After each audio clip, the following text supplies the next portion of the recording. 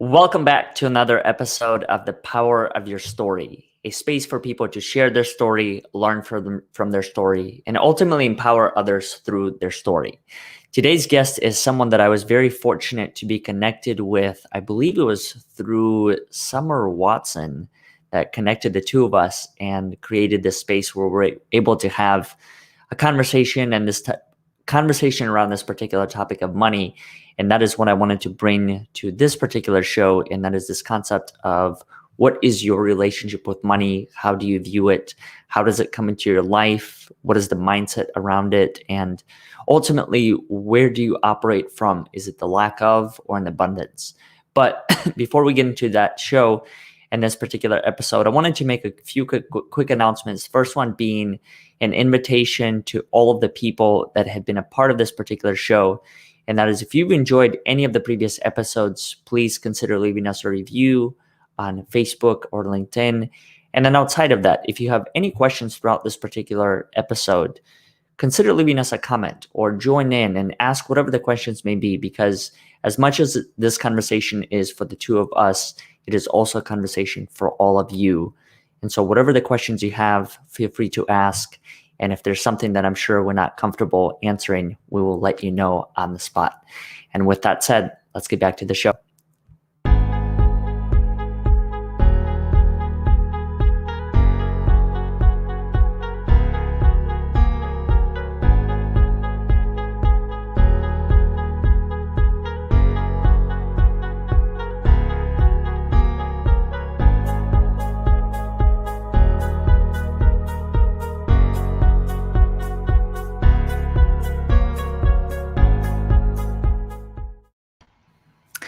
There she is. Jen, how are you? I'm good, Oleg. How are you? I am well. Long time no see. I know. So nice to be here. Thank you. And yes, you're correct. It was Summer that introduced you. Yeah, Summer is amazing. I think her and I have been connected for however many months by now, and she's always been very supportive, and I always appreciate just the different connections and value that she's able to provide in one's life. It's amazing. Yeah, she's incredible. She's my co-host partner. So she's amazing. Now, the two of you also have a different show, correct? That you do together?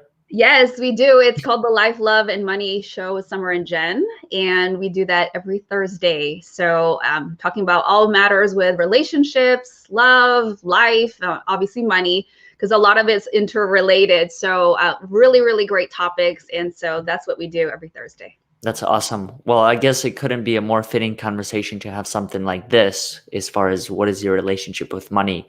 And I figured that the best way that maybe we can even approach this is by choosing to tackle the question at hand. When did you first become aware of your relationship with money, and what did you start to view money as? Yes, that's interesting. For me personally, it's one of those things like you mentioned, like, what is that? What is, your relationship with money? You think about it. I know when we had talked earlier, it's this thing that we go through when we learn these tools and these exercises. And I find that it sometimes becomes this afterthought. You go through experiences, right? You grow up and you just go about your life and you don't really think about things consciously. And then you get to a point and then you start realizing, especially as coaches, and you know this, Alec, we learn so many different things for so many different people. And then we have to reverse engineer things. So for me personally, what's interesting is I've been in the financial space for over 16 years, but a lot of that was just on the logistics side. And what I mean by that, it's you learn, okay, what are mutual funds? What's a budget? How do you do a spreadsheet? How do you create short-term, mid-term, long-term goals, right? All those things, not that they're bad, but that's what the financial space tends to only look at. And it wasn't until recently, in the more recent years, after I got out of the advisory role, I realized, wait a minute, there's so much more to this. There's a different side of this that we don't realize that we need to talk about. And so for me, it wasn't this conscious thing that I knew from the beginning. It was, oh my goodness, I've never thought about this. how do I feel about the money? How do I react to this money? Where did it come from? So for me personally, it wasn't until like, a couple years back that you've been going through it, but you didn't realize you have a relationship with money. So like I said, it's this thing about like reverse engineering and having to go back to the beginning. And when I say beginning, I'm talking about like as far back into your memory banks, your childhood, of the earliest recollection and memory that you had with money. Mm-hmm. A friend of mine recently mentioned the same exact thing. Him and I were having a conversation, and he said, go back throughout your not even childhood, but just recent days, and try and understand how people position money in your life. How it was told. And I started going back, and I started to realize that many of the phrases that were my foundation was that don't become rich. Everyone that's rich is an a-hole, and money's evil, money's the root of all evil. Yeah. And I started to realize that I think money for me, it's more of a resource. It's an exchange of energy. I'm still at the very beginning stages of understanding this the way that I'm describing it. So it's more of a practice that I'm developing around it, but I'm starting to realizing that once I was able to shift the lens and no longer look at it as, man, I have to get more of it, because I even changed my expense spreadsheet. Wow. I even changed the name from like monthly expenses to a friend of mine suggested this to me. He said monthly appreciation list. I love that. That is so powerful. That's actually a good tool for everyone listening to follow suit what you just suggested. That's great. Yeah, and I noticed that in changing that, when I approach it now, I have a very different relationship to all of the different items. Like I no longer look at it and it's like, damn, another car bill to pay, or like another, but like truly it's a form of energy. And I'm looking at these things and having experienced everything that I have in Texas here recently. It's like even the form of utilities, I'm becoming a lot more appreciative of them. And I actually took on your challenge, and I'm going to publish it either today or tomorrow. And I wrote myself a letter. Dear money. I'm gonna try and find it here. Yeah, I'm gonna try and find it here quickly. But I'm wondering if you could briefly kind of tell the story about why did you choose to do that? Because you were one of the first people that I saw that actually wrote a letter to the concept of money. And I'm wondering, why did you choose to do it? And what has been the impact since? I think for me, for the basic thing is it's different. This thing is like you said, you're new to it. I'm fairly new to it. It's not like I've been immersed in this for decades. I'm definitely longer on the logistics side. But for me, it was becoming aware and awakened to, again, there is a relationship with money.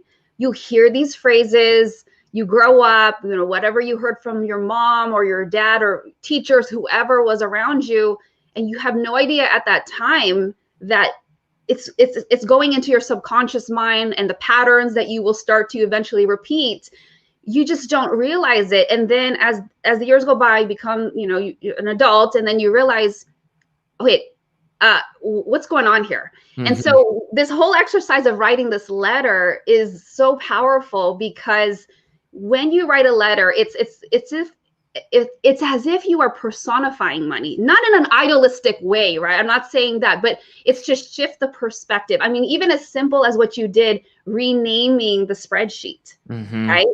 All of a sudden you realize, even energetically, emotionally, you feel differently. You're looking at it differently. And those little things have such an impact on how you're going to approach your bills, how you approach looking at purchasing things. It doesn't have this heaviness. Like, how do you feel now? Do you have this different lightness to it, like a different appreciation?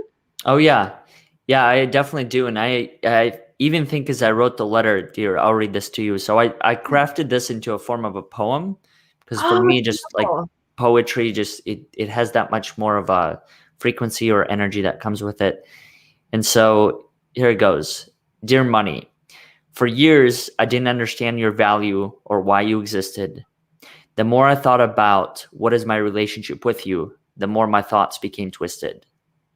I used to worry about ways our paths would cross, When I thought of you, it was coming from a place of lack or a loss. It wasn't until recently that I started to look at you as a resource that comes into my life while following its own course, a resource that I appreciate deeply as it allows me to live the life I aspire, a resource that I now genuinely value, better understand, and admire. Today, I choose not to be attached to the exact ways our paths shall cross. Today, I choose to look at you from a place of abundance, not a lack of or a place of loss.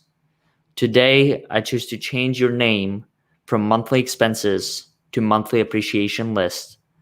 Today, I choose to acknowledge your powerful presence as I have a better understanding of why you exist.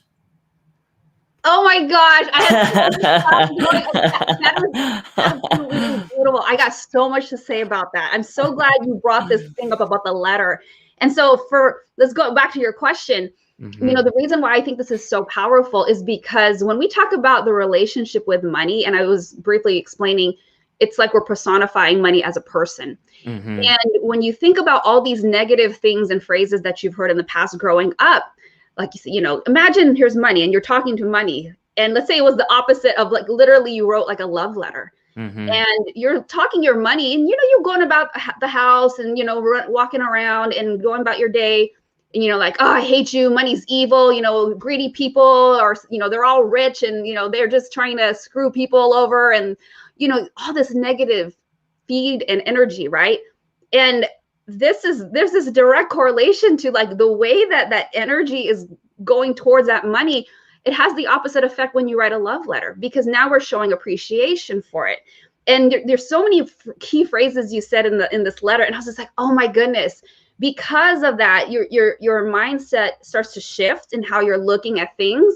You're renaming it. It's almost like in a relationship when you're saying, like, you're not just friends anymore, right? When you meet somebody and then you're just like, hey babe, sweetheart, right? All those loving names. And so when we show this appreciation, and again, this is not about worshiping or idolizing money. This is about shifting the relationship and the words that you use and the energy that you bring into it. It's like you're putting out this energy saying, I appreciate you, money. I appreciate what you can do for me, the things that I can buy, the things that enable me to have things that will bring joy into my life. And we're saying that I want more of that. I want more of that to come in. Now, if it's the opposite and we're constantly saying things like, I hate this, I can't believe I have to buy this is so difficult. Even when I say it energetically and physically, it has such a heaviness to it. And, you know, even in the Bible, we talk about, there's a, you know, scripture says, you know, life and death are in the power of the tongue.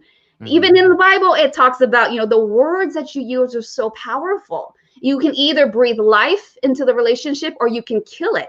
Same idea when you are in a relationship, whether it's a romantic one or with a child or parent, a friend, the way that you talk to that person dramatically affects, like, you know, how they react to you. And so if we're constantly saying these negative things to a friend, do you think they're going to want to hang out?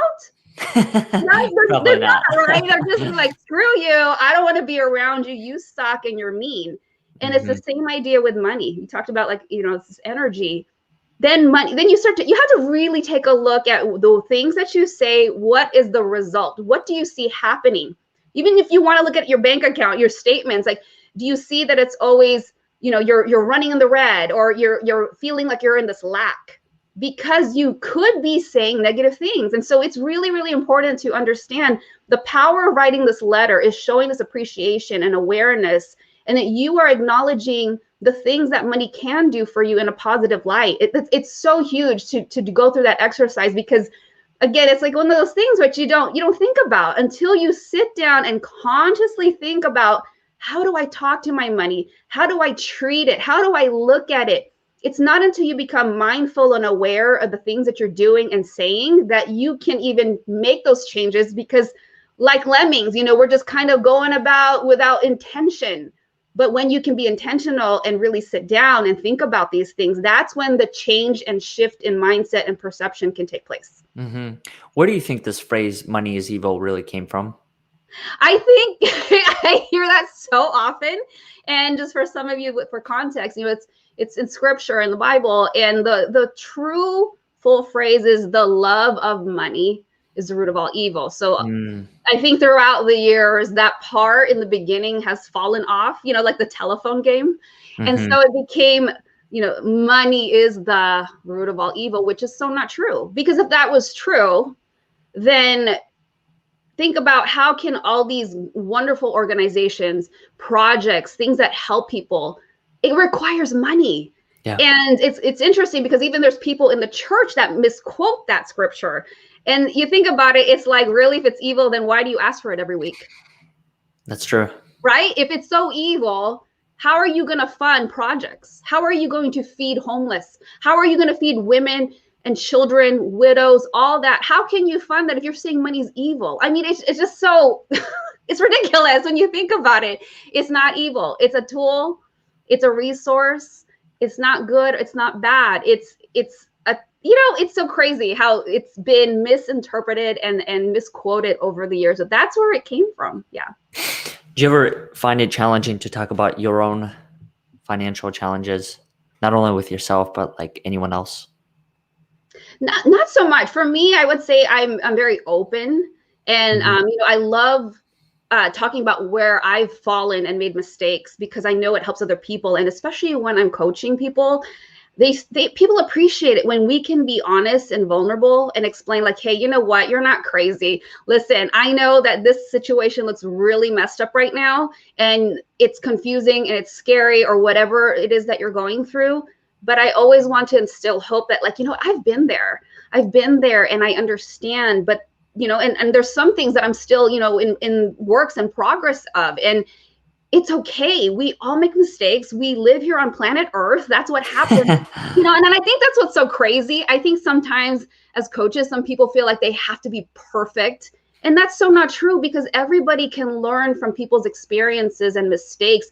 And the best thing that I've seen in being able to share those stories is people are, in the sessions just like, oh my gosh, thank you. I feel so much better. Because now there's a sense of like, I'm not alone.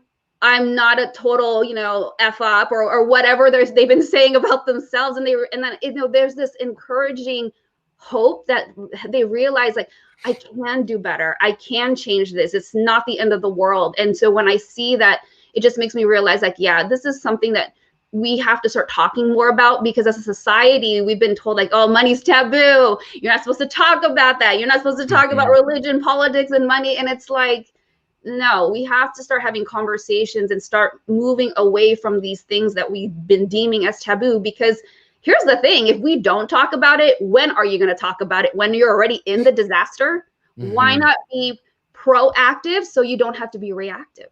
Mhm. Yeah, and I couldn't agree with you more. I think this whole concept of it's just part of the human experience. At least that's what my journey has been, is that there have been times where I didn't have it. There have been times where I have been in the middle of the disaster or crisis, whichever way you want to label it. But I think for me, the biggest things that I've learned throughout the journey is like better understanding the flow of it all. Yeah. And then B, whenever I need help, whatever that help looks like, just asking for help. And there are many situations I think I've also learned from. Sometimes it's uncomfortable to ask for help, Mhm. especially I think when it comes to like personal. But outside of it, it's like, how else do you solve it?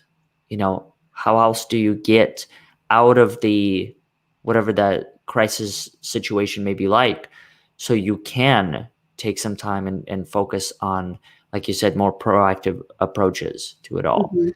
And so I think if anything, what I aspire and try to be more of is less judgmental when it comes to people's circumstances, because not everyone faces the same exact thing. Yeah. And at the end of the day, not everyone has the courage to really tell someone like what's going on and why they're there to begin with. Yeah, it's a very sensitive, touchy subject. There's a lot of guilt and shame in these types of situations. For example, I share very often that I went through a divorce over a decade ago, and it created a financial disaster for me. And for many, many years, there was a lot of guilt and shame and unforgiveness. And those are one of the things, we talked about, what are some concrete things people can do? I think one of the most healthy, important things that a person can do is to have financial forgiveness, is which I call it, is that if there's something that happened in the past, whether it was your own direct fault or not, or something happened to you and we're harboring anger towards somebody else, it is so important to forgive. When we harbor unforgiveness within us, that unforgiveness has been linked to cancer. It's just that negative energy that we're keeping inside. And yet, one of the exercises I have people do is like, think about when you're angry and you make a fist and you're just like, I'm so freaking pissed, right? And you're just hanging on to it and like, well, they did that to me. And if you're hanging on to this so tightly, you're not even releasing any energy, and there's no open hand waiting for other blessings and prosperity and abundance to come in, because you're so busy just hanging on to all that unforgiveness and anger. Mm-hmm. And so something that is so powerful is to learn to release that. And it takes a while. I'm not saying forget it. I'm not saying, because people are like, well, they hurt me, I'm not going to forget that. No, I'm not saying to forget it. I'm saying to release the anger and learn how to forgive. It's good to remember. It's good to not forget, because those things are experiences and lessons that help you be prepared for the next time you find yourself in a similar situation or circumstance, so you know how to better be prepared, how to better approach it, because now you have been there, you learn the lesson. And that's the thing that we need to remember, that you learn the lesson so that you don't repeat it and find yourself in that same situation. But that is so important, because when it comes to money mindset and your relationship with money, too often we are holding on to a lot of unforgiveness, a lot of guilt and shame of the mistakes that we've made. And a lot of people cannot move forward because they're so busy beating themselves up instead of focusing on what can I do better today. Mm-hmm. Who did you have to forgive in your life? My ex-husband. that was one of the people. Another person I have I wouldn't say forgive, because I don't have a ton of anger about the money situation, but I would say it's my mom. And, this is something when you're talking about, when your friend was talking about, even if it was a few days ago, or if you go back into your childhood, what is something that you heard about money? And so I say my mom, because especially nowadays, I'm so much more consciously aware of it. She always asks about money, how much things cost. And I cringe, like I have this negative, like, like, why do you ask all the time? And it's kind of irritating. And I realized that I picked up frugality, and not frugality isn't a bad thing, but in this situation, in my particular personal situation, I feel like it is, because unlike most of the people that I end up helping or talking to about spending, I actually have the opposite challenge, where I have a problem buying things. Like it's because I've seen her be so frugal.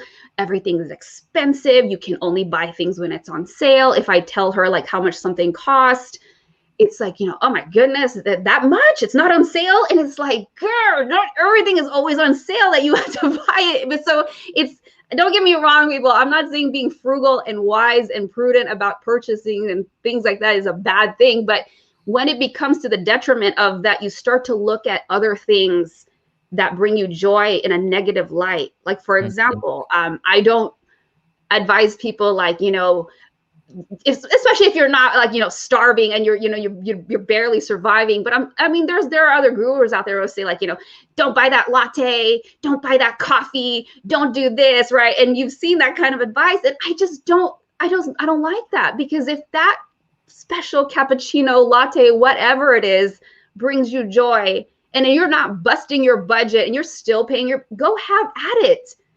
Things like that. Or if you want to get a massage and you can do it and it costs you $160 and you want to do it once a month, that's totally fine, because it's so important for us to recognize it's okay to engage in buying these things that bring joy into our life. Because if it's only going to come down to only paying bills and only cutting coupons, and that's not living.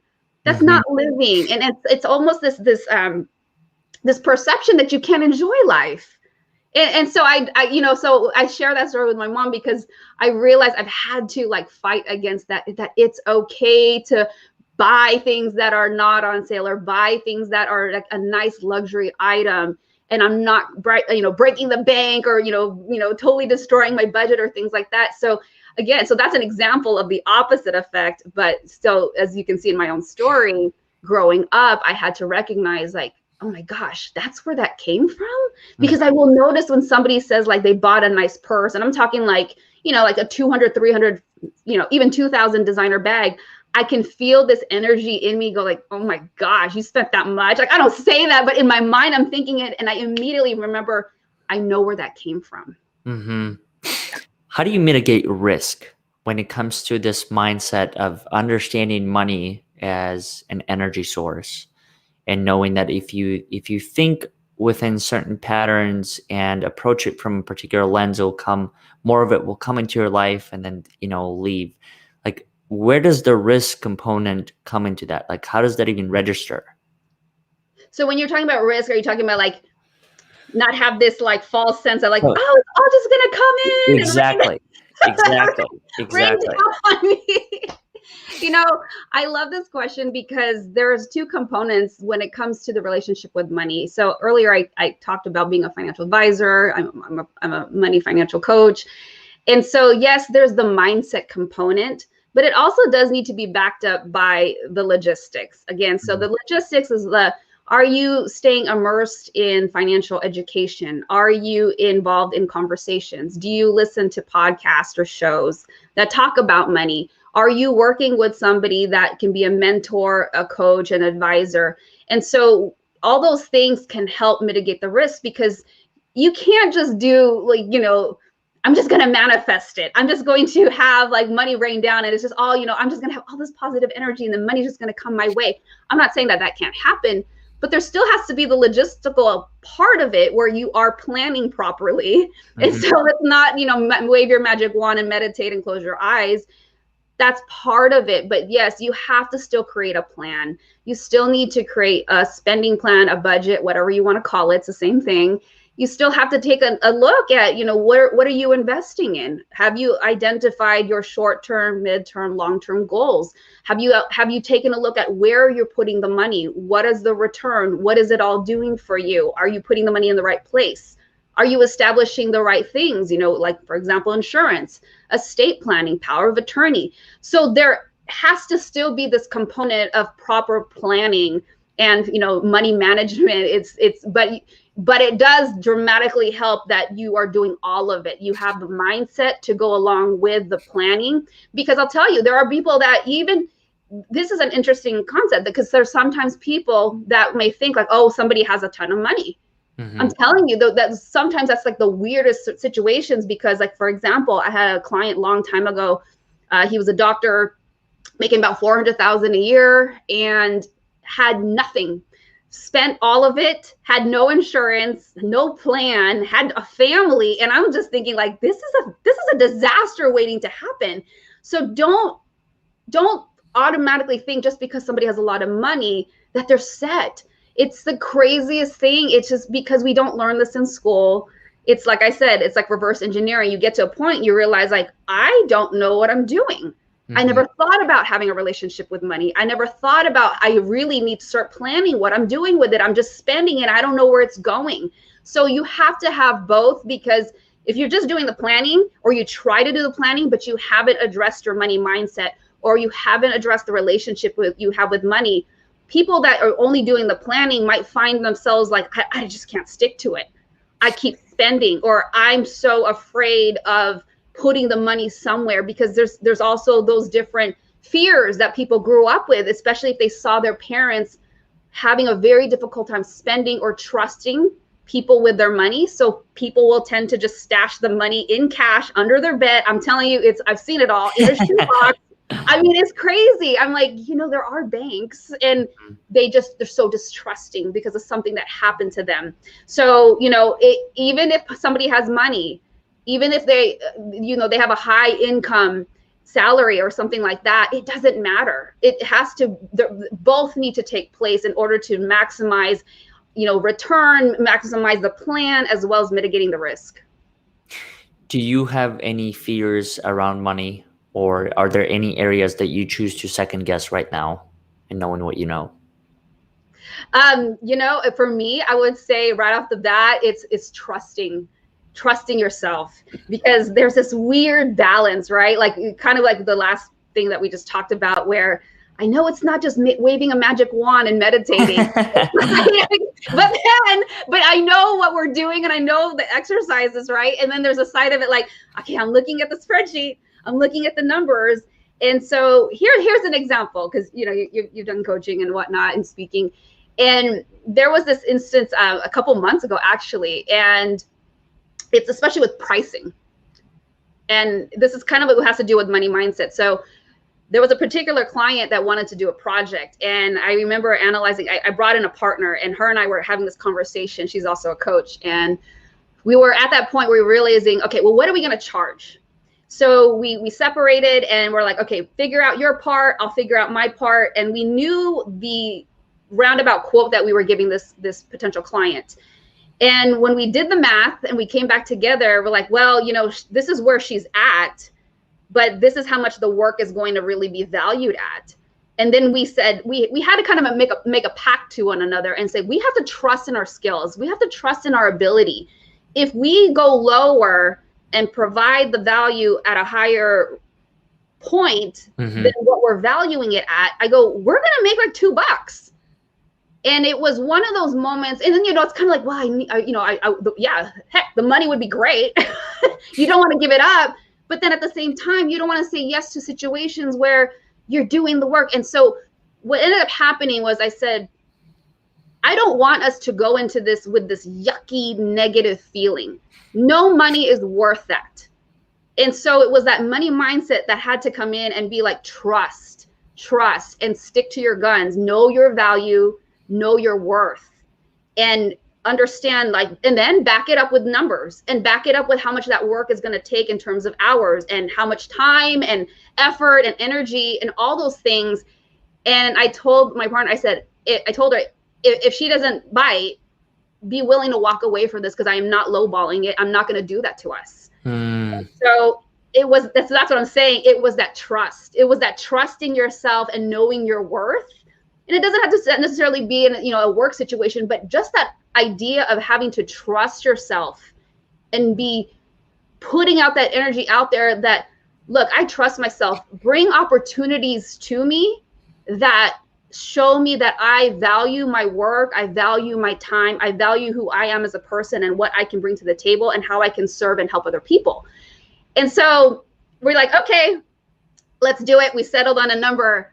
And it was so quick. I'm telling you that, sometimes those emails, you're like, gosh, they haven't gotten back to me. I'm telling you, it was like a couple of hours that same day we sent it out. And I was busy, but my partner, she saw, she was like, hey, she said, let's go. And I was like, what?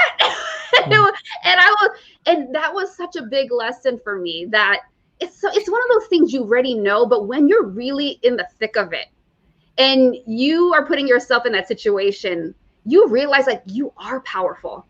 You are so powerful, but if you don't allow yourself to be trusting yourself, you're going to block that blessing. You're going to block those opportunities. And I'm telling you, it's kind of similar what you experienced when you did your spreadsheet and you renamed it. It was like things started coming in. I started laughing because I said, this is what can happen. When you say yes to yourself, you're saying yes to God. You're saying yes to the universe. You're saying yes to I value my worth, myself, all these things. Bring more of it to me, because I'm not saying, well, let's just go down here and, charge $100. Not that it was that, but I'm saying because then you're saying okay, well then let's get all the people who want to charge Fiverr pricing, and devaluing yourself. And it was this amazing lesson that I never will forget, that I realized step into that, what your worth is, and stick to it, and go into it with confidence, and go into it knowing if that person says no, that it's okay, that you can walk away from that and realize I feel good. And that was the thing too, because it could have gone the other way, but I also had to mentally prepare myself and say, it wasn't meant to be. because if that happened and it wasn't under the ideal circumstances, I could have been busy on that project, miserable, realizing we're making like $2 an hour on it. Mm-hmm. And then I wouldn't be freed up to do other things that could have come my way. Mm-hmm. So how do you approach situations then when you have this particular mindset that you described, where you have a specific amount that you charge per hour, mm-hmm. per project, whatever it is, but then also be open to other opportunities? Like, what do you personally choose to evaluate? Let's say if someone is not able to meet the $5,000 an hour or whatever the rate is, but yet that you feel like that particular connection can turn into something else down the road, or that there are other ways that you might be able to, I don't know if maximize is the right word, but let's use it for this case, like maximize that opportunity and leverage it so it can help you get into a space that you may not have been before. Do you approach it through that lens, or are you just like, hey, this is the point, and if you don't meet me there, I just move on to the next one? No, that's a great question. Actually, that happened last month. And, you know, when you have that opportunity to have that, you know, okay, let's just get on the call and get a, you know, let's have a chat. And I look at where that person is in terms of their spirit, their heart, their character. You know, you can tell when somebody's really serious about changing their situation, or let me just see what this is about. And you can gauge their level of commitment or lack of, right? And so if somebody is in a situation where I can tell they really want to change this, mm-hmm. and I will suggest different things like, okay, well, why don't we do this? Does this work for you? And a lot of times it will work out that way. So, you know, like even this other client, that story I told you with the partner I had, she told us her budget was, and I said, okay, well, then we'll just adjust this. We'll have to take out this component, but it doesn't sound like that's the most important thing to you. So it became kind of like an a la carte thing. And mm-hmm. so depending on who it is, you know, I have done that because I really want to help that person. I don't want to leave them hanging. But again, it's one of those things like I'm not going to bring it down to like nothing, because it has to, I really truly believe it has to be a win-win situation for both people involved, because as soon as you start having that negative energy coming in, like, oh gosh, I got this call, like, it's like I'm not even making an, I don't want that energy. I mm-hmm. want to be able to be present and give my best and give my all to the person I'm talking to and helping. And if you don't set it up correctly and you don't set those parameters for both of you, then you're leaving it open to bringing that kind of yuckiness into it. And I just want to avoid all that, because I never want to go into a situation feeling like, oh, great, that coaching sessions right now. You know what I'm saying? And so mm-hmm. I look at those things. But it has to come down to what is the commitment level of that person, so I can gauge, you know, is this worthy for me to, like, hey, let me see how we can help each other, or how can I help you based on what you need and what you can do. Do you meditate around the concept of money? I do. I meditate on that and other things, and it's part of my morning routine. Yeah. Can you share briefly, like, what are some prompts or affirmations or different things that you do? Yeah, absolutely. So, you know, I love that you said that you were starting this too. You know, one of the things when you're doing the meditation or affirmations or whatever it is, you know, some of the things that are really important to think about, or again, when we talked about the words that you're using, be mm-hmm. very, very careful how you're saying things. Does it sound like it's way in the future, or are you talking in the present? You know, so for example, excuse me, money comes to me easily right now. Or are you saying things like, oh, you know, I hope that I'll have a lot of money later on, you know, and, you know, even as I'm saying it right now, there's a different energy to it. Mm-hmm. So you have to speak as if it's in the present time. Not only that, but be as colorful and descriptive and exciting in terms of how you're saying it, because the more that picture can be vivid, the more that you can feel it, the more that it becomes ingrained into your thoughts and in your mind. And I know sometimes it can feel like, this is so hokey, like this is dumb. Right? I'm not gonna lie, in the beginning it can feel like this is so lame, like, because it's not mm-hmm. happening right now. But it's this reprogramming. It's reprogramming mm-hmm. your mind, and you have to repeat it. It's not like you just go, okay, I'm just gonna read this. Okay, it didn't work. It doesn't mm-hmm. work like that. It's this daily practice. it's this thing that you have to be very careful how you're saying the words. Are you speaking in present tense? Do not use negative words. Your mind cannot process the negative. So you don't say anything negative like, I don't want to be broke. Like if you say that, you're saying the negative word don't, you're saying the word broke, and your mind's like, oh, okay, well, that's what you want. Mm-hmm. So you have to be very careful of the phrases. And, I have a list of some, and I'm happy to share it. So those are things that you have to be very careful of what you're saying. Is it in the negative?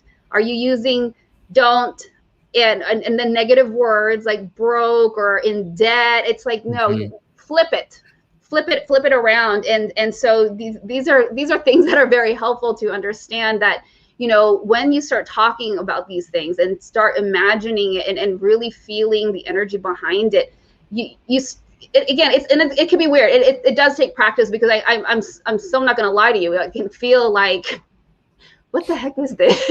I'm just chanting some crazy thing. But no, I mean, it's no different when you pray.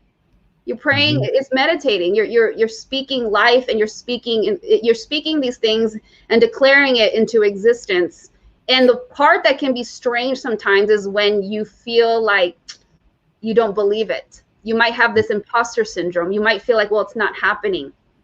But this is why, again, it takes practice, and that there's ways to rephrase it where you're just like, okay, I'm working towards making better choices. Because sometimes if it's so direct, some people might feel like, well, I don't believe it because that's not really happening right now. So that could be like an intermediary step where you're working on it, and that's present. Yeah. Do you use sounds? Do you use like insight timer or anything like that? Or is it just you sit down and you're at a point where you don't really need any additional things to help you get in the zone? I'm at a point where I can kind of gauge how long I've been sitting. It's about 30 minutes, but there's a whole structure that I go through when I'm praying and meditating, and I know where I'm at some point. I mean, it might deviate 5 minutes or so. And if you want to use, music or, spa type of sounds, that's totally fine. I can't do it. I've tried. I get distracted. I start listening to the music. I used to play piano, so then I start counting the music in my head, and music becomes a distraction versus relaxing. So for me personally, I have to do these things in complete silence. I don't fall asleep, but that's my preference. Some people do need that music. Do what works for you. Do it in a way where your environment is conducive to it. Like I have to do it early. I'm talking like 4:34 in the morning, because my kid's not awake. It's dead silence. There's no cars driving by. I don't hear the lawnmower picked up. Nothing. I need complete silence, and I really can get into that zone when I do it in the morning. But some people are not morning people. Do it at night. I will fall asleep if I try to do it before I go to bed. So you have to find what works for you, but be very mindful and careful of being able to create that environment that's conducive to you being in there. Because if you're getting distracted and then you're getting interrupted, like that's disrupting your, that time for you to give to yourself to reprogram your thoughts and your beliefs. Do you have a list of these affirmations and these prompts like on your website or anywhere that people can find it? I will share it with you. Yeah, I have a list of some of my favorite ones, and I will definitely give it to you so you can share that with your people. Yeah. Yeah, I'm the polar up. I'm just complete opposite when it comes to, that meditation practice. I found it very difficult to be able to just sit there on my own. Like Insight Timer has truly changed my life and saved, that particular practices, because then I can listen to nature or birds or whatever. Like that helps me. Yeah. To get in the zone more. The other way around, when my friends and I would do this and they would just sit down and they're able to get in the zone, I just always curious, like, how do you do that? Yeah, it's so weird. How do you do this? I feel like, how do you do it? Because I'd be listening to the birds and I'd be like, oh, I'm in a forest, and I can imagine myself looking at a tree with the birds. See, that's where my mind goes, and I'm not I'm not listening to what I'm supposed to be doing. Yeah. It's a challenge, and I think what you pointed out as far as do whatever works for you. I think Yeah. that's probably the best advice that I've ever received, because Oh, it's whatever. And even the same thing with what we're sharing right now. Some of these things may work for you, some of these things may not work. I think it's more so just finding the balance. Like, yeah. who do you listen to for X, Y, and Z, and who do you go for ABC and all these other things, and then somehow being able to combine it and formulate its own plan around whatever works best. Absolutely. And before I forget, there was this really great tip. I don't know if you call it a tip that I learned a couple years ago. And I thought this was so interesting. So alongside the letter that you wrote, another thing that I learned also was, if we're talking about your relationship with money, how are you treating your money? And when I'm talking about how you treating your money, I'm talking about literally physically. So what do I mean by that? So this is here's another challenge and exercise you all can do. I want you to take a look at your wallet. Where do you put the money? Does that wallet look all jacked up and falling apart? The pieces are coming down, and the strap is already broken, the zipper's busted. Do you take your dollar bills, if you carry cash, and just stuff it in there and it's not folded neatly? Are your credit cards all mixed up, not in the right compartments? And that was something that another my money coach was talking about, and I was like, I never looked at it that way. And so that is something I would challenge all of you all to analyze. What does your wallet or your purse look like? And if it's in your budget, or if you can save for it, if you don't have the money now, I would encourage you to invest into a nice wallet, because you taking care. I'm talking like $150 wallet or more. Not some cheap thing that like, oh, this will do. And remember I told you earlier that I had that issue. So luckily for me, I was gifted a Coach wallet for my birthday a couple of years ago. But when I was listening to this exercise, I realized I would have invested in that, because you're saying that you respect the money, again, in a healthy way. I'm not talking about you're idolizing it, because I know some church people look like, oh, she's talking about idolatry. I'm not talking about that. This is about you even just taking care of your things, and not being, I'm just going to shove the bills in there. I get it. We do that when you're in a hurry. You don't want to be that guy at the register holding up the line because you're trying to organize it. But I'm saying, like, how are you housing the money? Is it in a ratted, messed up wallet? Are the bills nice and even? Is it all facing the right way? That is you telling money that I value you. I value what you do for me. And I'm going to treat you well because I'm going to put it in a nice wallet. Imagine, going back to, if it's a person that you're having a relationship with, do you take a birthday card or a Valentine's card that they gave you and you throw it in the kitchen drawer? It's the same kind of idea, right? How would you feel if you saw a beautiful, especially if you made a handmade card, and they just tossed it in the kitchen junk drawer, or they, was there on the pile of the junk mail? Or do you take that card and you see it on their dresser and they saved it? It's nice and neat and on display because they are so happy that you expressed your love to them. And so even energetically, you can see how that feels so differently, and it's no different with your money. How are you housing it? So pay attention to that as well. And if you need a new wallet, like, I encourage you, go get it and save up for it if you don't have the money. But yes, that was another thing that I had learned. I was like, wow, that's actually powerful. Do you talk about a lot of this through your book? I know that you have a book that how long ago has it been since you published it? The last book was almost about a year ago, but no, that one is actually more practical. I didn't go too much in the money mindset. So, but now you got me an idea. Like, I should go into that.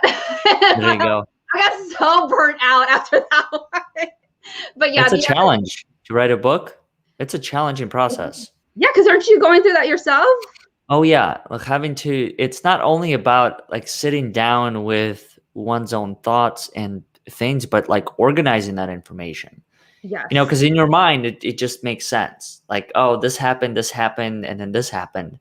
But the reality of the matter is, between this and that, there were 15 years. So like, what happened there? How did you get? So it's a challenging process to be able to articulate the journey in a way that makes sense to someone else other than yourself.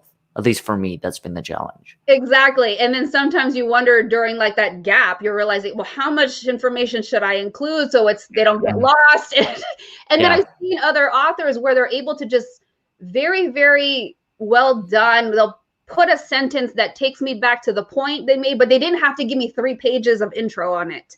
Yeah. That was something that I'm just like, I got to get to that, because easily I can just go on and do a 5-page setup for the story when really it needed to only be 3 sentences and still make sense out of the context. So it is very, very challenging when it comes down, especially the editing and what to include and what not to include. Can people find that book on your website? Yeah, actually, yes, they can. And you can also go to Amazon. Yeah. Okay. Where I do. And what else do you have coming up that people can be a part of? Any workshops, anything like that?